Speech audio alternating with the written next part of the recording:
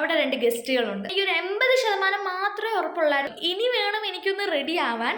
ഞാൻ പേടിച്ചു ഗൈസ്.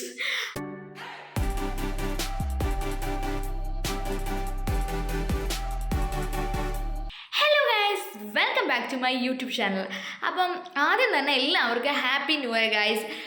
ഇന്നത്തെ വീഡിയോയുടെ പ്രത്യേകത എന്തെന്ന് വിചാരിച്ചാൽ ഇന്ന് December 31 ആണ്. അപ്പം ഞാനും അഞ്ചേട്ടനും പ്ലാൻ ചെയ്തിട്ടുണ്ട് ഇന്ന് എന്നെ കൊല്ലം ബീച്ചിലൊക്കെ കൊണ്ടുപോകാമെന്ന് പറഞ്ഞിട്ടുണ്ട്. ഇതുവരെ വന്നിട്ടില്ല, അയൽച്ചേട്ടൻ ഇതുവരെ വന്നിട്ടില്ല. ഇപ്പോൾ ഏകദേശം സമയം എന്ന് വിചാരിച്ചാൽ 7:30 കഴിഞ്ഞിട്ടുണ്ട്. 8 മണിയായിട്ടുണ്ട്. ഇതുവരെ അഖിൽച്ചേട്ടൻ വന്നിട്ടേ ഇല്ല. പിന്നെ ഞാൻ ഒട്ടും റെഡി ആയിട്ട് പോലും ഇല്ല. ഇനി എപ്പം പോവും എന്നുള്ള ചോദ്യത്തിന് ഉത്തരം തിരഞ്ഞുകൊണ്ടിരിക്കുകയാണ്. ഇപ്പം എന്നെ അഖിൽച്ചേട്ടൻ വിളിച്ചിട്ട് പറഞ്ഞു കടയിൽ നിന്ന് ഇറങ്ങിയിട്ടുണ്ടെന്ന് പറഞ്ഞു. ഇനി വേണം എനിക്കൊന്ന് റെഡി ആവാൻ. റെഡി ആയിട്ട് വേണം അഖിൽച്ചേട്ടൻ ഇവിടെ വന്നിട്ട് പിന്നെ ബാഗെല്ലാം വെച്ച് ഒന്ന് ഫ്രഷ് ആയതിന് ശേഷം വേണം ഞങ്ങൾക്ക് രണ്ടുപേർക്കും കൂടി ഇനി കൊല്ലം ബീച്ചിൽ പോകാൻ. കൊല്ലം ബീച്ചിൽ ചെല്ലുമ്പോൾ അവിടെ 2 ഗസ്റ്റുകളുണ്ട്, അത് പിന്നെ പറയാം. അവിടെ ഒരു ആൾക്കാർ കാണും. സത്യം പറഞ്ഞാൽ ഇന്ന് എന്തായാലും ന്യൂ ഇയർ ആയിട്ട് അവിടെ ഇഷ്ടംമാതിരി ആൾക്കാർ കാണും. എന്തായാലും നമുക്കും വണ്ടി വെക്കാനൊക്കെ സ്ഥലം കിട്ടുമെന്നാണ് എൻ്റെ പ്രതീക്ഷ. ഇതുവരെ ഞാൻ എന്താ ഒരുങ്ങാന്ന് വിചാരിച്ചാൽ എനിക്കൊരു 80% മാത്രമേ ഉറപ്പുള്ളായിരുന്നു പോകുന്നത്. 20% ഉറപ്പേ ഇല്ലായിരുന്നു. എന്താണെന്ന് അറിയാത്തത് കൊണ്ട് ഞാൻ ഒരു നിഴലിങ്ങനെ പോയി. ഞാൻ പേടിച്ചു ഗൈസ്. അപ്പം 20%-ത്തിലാണ് ഞാൻ ഇപ്പോഴും വെയിറ്റ് ചെയ്ത് നിൽക്കുന്നത്, പോവത്തില്ല എന്നുള്ള മട്ടി. പക്ഷെ അയച്ചേട്ടൻ ഇറങ്ങിയപ്പോൾ പെട്ടെന്ന് പോയി റെഡിയാവ്, നമുക്ക് പോവണ്ടേ ഇല്ലയോ എന്ന് ചോദിച്ചാൽ അപ്പോൾ എനിക്കൊരു സന്തോഷമായി. എന്നാലും ഞാൻ വിളക്കൊക്കെ കത്തിച്ചിട്ട് വന്ന് ഇവിടെ ഇങ്ങനെ ഇരിക്കുമായിരുന്നു. എനിക്ക് കുറേ വീഡിയോ ഒക്കെ എഡിറ്റ് ചെയ്യാനൊക്കെ ഉണ്ടായിരുന്നു. അപ്പം വിളക്കൊക്കെ കത്തിച്ച് വീഡിയോ ഒക്കെ എഡിറ്റ് ചെയ്തിട്ടൊക്കെയാണ് വന്നിരിക്കുന്നത്. അപ്പോഴാണ് അയൽച്ചേട്ടൻ വിളിച്ചത്. പക്ഷേ ഞാൻ എന്തിനല്ലേ ഇതെല്ലാം പറയുന്നത്, എത്രത്തോളം ബ്യൂട്ടിഫുൾ ആവുമെന്ന് അറിയത്തില്ല, ഇങ്ങനെയൊക്കെ ആവും എന്നൊന്നും അറിയത്തില്ല. എന്തായാലും നമുക്ക് പോകുന്ന വഴി കാണാം. ഇനി ഞാനൊന്ന് പോയി റെഡി ആയിട്ട് വരട്ടെ. അപ്പം ഞാൻ റെഡി ആയിട്ട് വന്നിട്ട് കാണാം ഗൈസ്. Bye bye. അപ്പം ഞാൻ റെഡി ആയിട്ട് വന്നിട്ടുണ്ട് ഗൈസ്. ദാണ്ട് ഇങ്ങനെയാണ് ഞാൻ പോകുന്നത്. മുടിയൊക്കെ കെട്ടി വെച്ചേക്കുവാണ് ഗൈസ്. പിന്നെ തണുപ്പായതുകൊണ്ട് തന്നെ കോട്ടൊക്കെ ഇട്ടിട്ടുണ്ട്. സമയം ഒട്ടുമില്ല എന്നാണ് ഞാൻ ഈ കാണിച്ചുകൊണ്ടിരിക്കുന്നത്. ഇതാണ് എൻ്റെ ഔട്ട്ഫിറ്റ്. കാര്യം പോകുന്നത് രാത്രിയിലായതുകൊണ്ട് തന്നെ എനിക്ക് തണുപ്പ് ഭയങ്കര പാടായിട്ട് വന്നുകൊണ്ടിരിക്കുകയാണ്. അതുമാത്രമല്ല തണുക്കാനും വയ്യായിരുന്നു. എന്തായാലും ഈ ഡ്രസ്സ് ഇട്ടുകൊണ്ട് പോയത് പിന്നീട് എനിക്ക് നന്നായെന്ന് തോന്നിയിട്ടുണ്ടായിരുന്നു. മുടിയൊക്കെ പിന്നി കെട്ടി വെച്ചേക്കുമായിരുന്നു. കാര്യം കാറ്റടിക്കുമ്പോൾ എൻ്റെ മുടി ഇപ്പം പെട്ടെന്ന് ജട പിടിക്കുന്നുണ്ട് ഗൈസ്. അതുകൊണ്ട് തന്നെ മുടിയെല്ലാം നല്ല രീതിയിൽ കെട്ടിയൊക്കെ വെച്ചിട്ടുണ്ട്. ഇനി എന്തായാലും നമുക്ക് പോകുന്ന വഴി കാണാം. അയൽച്ചേട്ടൻ അവിടെ റെഡി ആയി കഴിഞ്ഞിട്ടുണ്ടായിരുന്നു. എന്തായാലും വീട്ടിൽ നിന്ന് ഞങ്ങൾ ഇറങ്ങിയപ്പോൾ തന്നെ 9:20 ആയിട്ടുണ്ടായിരുന്നു ഗൈസ്. ഇനിയിപ്പോൾ ന്യൂ ഇയർ ഒക്കെ ആയതുകൊണ്ട് പിന്നെ കുഴപ്പമില്ല, രാത്രിയിലൊക്കെ നല്ല ആൾക്കാരാണെന്ന് വിചാരിച്ചിട്ടുണ്ടായിരുന്നു. എന്തായാലും പോകുന്ന വഴി നല്ല തിരക്കും ഉണ്ടായിരുന്നു. ഈ 9:20 പോകുന്നതിൻ്റെ ട്രാഫിക്ക് കണ്ടില്ലേ ഗൈസ്, ഇഷ്ടം പോലെ ആൾക്കാരായിരുന്നു. നമ്മൾ കൊല്ലം എത്താറായതേ ഉള്ളായിരുന്നു ഗൈസ്. അപ്പോൾ ബീച്ച് എത്താറായിട്ടുണ്ടായിരുന്നു. അപ്പോഴത്തേനും ആൾക്കാർ കണ്ടോ, അങ്ങ് വരെ വണ്ടി കാരണം വയ്യായിരുന്നു. നിറച്ച് വണ്ടികളായിരുന്നു. അതിൻ്റെ ഇടയ്ക്കിടയ്ക്ക് കയറ്റിക്കൊണ്ട് പോയി ഭയങ്കര പാടായിരുന്നു. നമ്മൾ ബീച്ചിലെത്തിയപ്പോഴത്തേന് വിജയണ്ണനും പാറും അവിടെ ഉണ്ടായിരുന്നു. കാര്യം അവർ പരൂർ പോയിട്ട് നേരെ ബീച്ചിലോട്ട് വരാമെന്ന് പറഞ്ഞിട്ടുണ്ടായിരുന്നു. നമ്മൾ ബീച്ചിലോട്ട് ചെന്നിട്ട് അവരെ വിളിച്ചപ്പോഴാണെങ്കിൽ അവരും ഉണ്ടായിരുന്നു. പിന്നെ ഞങ്ങൾ കുറേ നേരം അവിടെ നിന്ന് വർത്താനമൊക്കെ പറയുമായിരുന്നു. പിന്നെ ആണെങ്കിൽ അങ്ങോട്ട് നോക്കിക്കൊണ്ടിരിക്കുന്നു കുറേ പിള്ളേർ. എനിക്ക് തോന്നി ഈ കൊല്ലം ജില്ലയിലുള്ളവർ മാത്രമല്ല, അതിലും കൂടുതൽ ആൾക്കാർ ഇവിടെ ഉണ്ടായിരുന്നെന്ന് തോന്നുന്നു. പാറു അഖിൽച്ചേട്ടനും കൂടെ ആണെങ്കിൽ അവിടെ കുഞ്ഞുകളിയായിരുന്നു. പാറു ആണെങ്കിൽ എന്നെ കൈ പിടിക്കുന്നു, നുള്ളുന്നു, മുടി പിടിക്കുന്നു. അഖിൽച്ചേട്ടനാണെങ്കിൽ പാറുവിനേക്കാട്ടിലും കുഞ്ഞാന്നാണ് അഖിൽച്ചേട്ടൻ്റെ വിചാരം.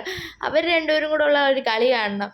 അങ്ങോട്ടും ഇങ്ങോട്ടും എൻ്റെ പൊന്നോ ഒരു ബഹളമായിരുന്നു, ഭയങ്കര ബഹളമായിരുന്നു. എങ്ങനെ നിങ്ങളെ എനിക്കത് പറഞ്ഞ് മനസ്സിലാക്കി തരാമെന്ന് എനിക്കറിയത്തില്ല സത്യം പറഞ്ഞു കഴിഞ്ഞാൽ. അതുപോലെ തന്നെയാണ് പാറുവിനേക്കാട്ടിലും കുഞ്ഞാണ് എൻ്റെ അഖിൽച്ചേട്ടൻ. അവളുടെ കൂടെ നിന്ന് കുരുത്തക്കേട് കാണിക്കുന്ന കണ്ട ദൈവമേ, പാറു ആണോ കുഞ്ഞ്, എൻ്റെ അഖിൽച്ചേട്ടനാണോ കൊച്ചെന്ന് എനിക്കറിയാൻ പേടില്ല. പിന്നെ ആണെങ്കിൽ ഞങ്ങൾ വെള്ളത്തിലിറങ്ങാൻ വേണ്ടിയിട്ട് പോയിട്ടുണ്ടായിരുന്നു. പക്ഷെ അവിടെ ഇറക്കത്തില്ലായിരുന്നു, എന്തോ താഴെ അങ്ങോട്ട് കിടക്കുമോങ്ങാണ്ടായിരുന്നു. എന്നാലും പാറുവിൻ്റെ കാലൊന്നും കൂടെ ഒന്ന് മുക്കാമെന്ന് വിചാരിച്ച് അവിടം വരെ കൊണ്ട് ചെറുതായിട്ടൊന്ന് തട്ടിയോ എന്ന് പോലും എനിക്ക് സംശയമുണ്ട്. അവർ കണ്ടായിരുന്നെങ്കിൽ വഴക്ക് പറഞ്ഞേനെ. പിന്നെ അഖിൽച്ചേട്ടനും പാറുവും കൂടെ അവിടെ നിന്നും കളിയായിരുന്നു. കുറച്ച് നേരം കഴിഞ്ഞപ്പോഴത്തേന് ഇവർ രണ്ടുപേരും കൂടെ അങ്ങ് മണലിൽ കളിക്കുമായിരുന്നു. പാറു എൻ്റെ മടിയിലിരുന്നായിരുന്നു. അവസാനം അഖിൽച്ചേട്ടൻ മണലെല്ലാം കൂടെ എൻ്റെ കാലിൻ്റെ മണ്ടയിലോട്ട് ആക്കിയിട്ടുണ്ടായിരുന്നു. ഇവർ അവിടെ ഇരുന്നവരും നിന്നവരും എല്ലാം ഇവരെ തന്നെ അങ്ങ് നോക്കുമായിരുന്നു. കാര്യം ഇങ്ങനെ മണൽ വാരി ഇങ്ങനെ ദേഹത്തിങ്ങനെ അങ്ങ് പൊത്തുമായിരുന്നു. അവസാനം പാറുവിനെ ഒന്ന് കാണണമായിരുന്നു. മണലിൽ കുളിച്ച് നിൽക്കുമായിരുന്നു. അത്രയും നേരം വിജയണ്ണൻ ഇല്ലായിരുന്നു. കണ്ടോ, എൻ്റെ പാൻറ്റിനകത്ത് നിറച്ച് മണ്ണാക്കിയിട്ടുണ്ടായിരുന്നു ഇവരെല്ലാവരും കൂടെ. ഇവരെല്ലാവരും എന്ന് പറയണ്ട, അഖിൽ ചേട്ടനും പാറുവും കൂടെ. വിജയണ്ണൻ ഒന്നും ചെയ്തിട്ടില്ലായിരുന്നു. പിന്നെ വിജയണ്ണനും കൂടിയിട്ടുണ്ടായിരുന്നു. പാറുവിൻ്റെ 2 കാലിലും മണൽ വെച്ച് ഇങ്ങനെ നിറയ്ക്കുമായിരുന്നു. എങ്കിൽ പിന്നെ ഞാനും നിറയ്ക്കാന്നുള്ള മട്ടി അവൾ തന്നെ അവളുടെ കാല് മണ്ണിനകത്ത് ഇങ്ങനെ പൊതിഞ്ഞ് വെക്കുമായിരുന്നു. അവർ തന്നെ ചിരിക്കുമായിരുന്നു. സത്യം പറഞ്ഞാൽ വെട്ടത്തിൻ്റെ ഒരു പ്രശ്നം ഉണ്ടായിരുന്നു. കുറച്ച് നേരം കഴിഞ്ഞപ്പോഴാണ് എനിക്കൊരു ബുദ്ധി തോന്നിയത്. വിജയണ്ണൻ്റെ ഫോൺ എടുത്ത് ഞാൻ ലൈറ്റ് കത്തിച്ച് വെച്ചിട്ടുണ്ട്. അതിനുശേഷം അത്യാവശ്യം ലൈറ്റ് ഉണ്ടായിരുന്നു. അഖിൽ ചേട്ടൻ പറഞ്ഞു ഞാൻ പോവുകയെന്ന് പറഞ്ഞപ്പോഴത്തേനും അവൾ അതിൻ്റെ അകത്ത് നിന്ന് ഒറ്റ ഒരു ചാട്ടം വെച്ച് കൊടുത്തിട്ടുണ്ടായിരുന്നു. അവളുടെ അടുത്ത് പിന്നെയും പറഞ്ഞു അതിനകത്ത് കയറി നിൽക്കും, നിന്നെ അതിനകത്ത് മുക്കി നിർത്താം എന്ന് പറഞ്ഞിട്ടുണ്ടായിരുന്നു.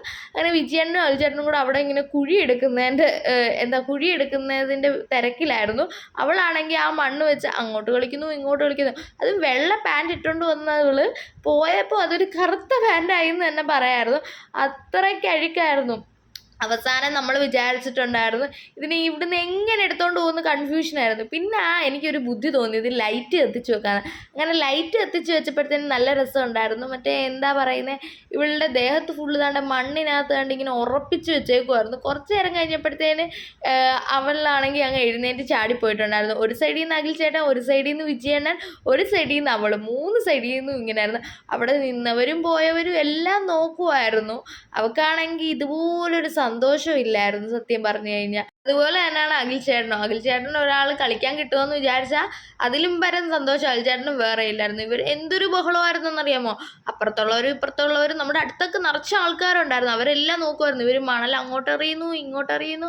അവസാനം അഖിൽ ചേട്ടൻ്റെ ഉടുപ്പൊക്കെ അവിടെ നിന്ന് തട്ടി ഊരുന്നുണ്ട്. അഖിൽ ചേട്ടൻ പറഞ്ഞു വാച്ച് ഇന്നാടി, വാച്ച് ഊരി പിടിച്ചു വെക്കില്ലെങ്കിൽ എൻ്റെ വാച്ചിൻ്റെ കാര്യത്തിൽ തീരുമാനമാവുമെന്ന് പറഞ്ഞിട്ടുണ്ടായിരുന്നു. ഇവർ രണ്ടുപേരും കൂടി വെള്ളം ഇങ്ങനെ എറിഞ്ഞു കളിക്കുന്ന പോലെയാണ് അവിടെ മണൽ കളിച്ചത്. അവസാനം ഞാൻ അവിടെ നിന്ന് അങ്ങ് എഴുന്നേറ്റിട്ടുണ്ടായിരുന്നു. കാര്യം എൻ്റെ ദേഹത്തെല്ലാം മണ്ണായിരുന്നു. ഇവിടെ ആ മണലിൽ കിടന്ന് ഉരുളുന്ന ഉരുൾച്ച കാരണം. അപ്പോഴാണ് ദാണ്ട് ഒരു ബോട്ട് പോകുന്നത്. ബോട്ടിൻ്റെ ഫ്രണ്ടിൽ ഒരു കുഞ്ഞൊരു വഞ്ചിക്കാരൻ ഉണ്ടായിരുന്നു. അവർക്ക് ലൈറ്റ് അടിക്കുമായിരുന്നു. ഇത്ര അടുത്ത് ബോട്ട് ഞാൻ ഇതാദ്യമായിട്ടാണ് കാണുന്നത്. ഒരു 1/2 കിലോമീറ്റർ മാത്രമേ ദൂരം ഉള്ളായിരുന്നു.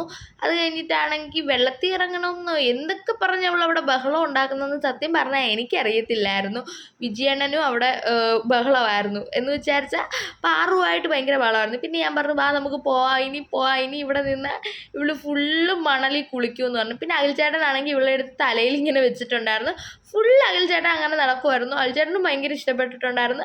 അവൾക്ക് അങ്ങനെ കയറി നിൽക്കാൻ അതിലേറെ ഇഷ്ടമായിരുന്നു. ഇവിടുന്ന് കടല മേടിക്കാമെന്നാണ് വിചാരിച്ചത്. പിന്നെ മേടിച്ചിട്ടില്ലായിരുന്നു. നിറച്ച ആളെന്ന് വിചാരിച്ചാൽ നിറച്ച ആളായിരുന്നു. ഞാൻ വിചാരിച്ചു ഒരു 10:30 വിചാരിച്ചു വിചാരിച്ചു ആൾക്കാരൊക്കെ കുറയുമെന്ന്. എവിടുന്ന് കുറയാനാണ്, അത് കൂടിയെന്ന് പറയുന്നതായിരിക്കും സത്യം. അപ്പോഴാണ് പറയുന്നത് എനിക്ക് ഐസ്ക്രീം വേണേ എന്ന് പറഞ്ഞ് പാറു ഭയങ്കര കരച്ചിലായിരുന്നു.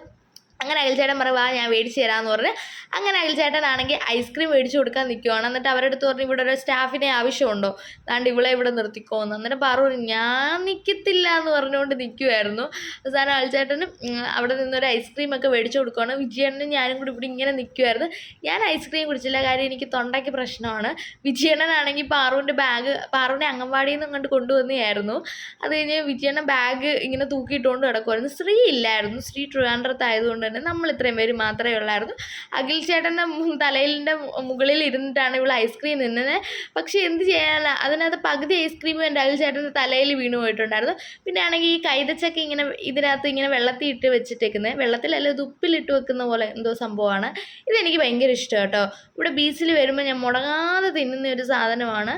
അതൊരെണ്ണം എനിക്ക് വേണ്ടി മേടിച്ചിട്ടുണ്ടായിരുന്നു. പാറു പറഞ്ഞു എനിക്കും കൂടി ഇച്ചിരി ഇതാ. അങ്ങനെ അവൾക്ക് ഇച്ചിരി കൊടുത്തപ്പോഴത്തേന് ഭയങ്കര പുളിപ്പും എരിയൊക്കെ ഉള്ളതുകൊണ്ട് അവൾ പറഞ്ഞു എനിക്ക് വേണ്ടിയത്. പിന്നെ വിജയണ്ണനും കൊടുത്തു. വിജയണ്ണൻ കഴിച്ചില്ലെന്ന് തോന്നുന്നു. അഖിൽ ചേട്ടനും കൊടുത്തു.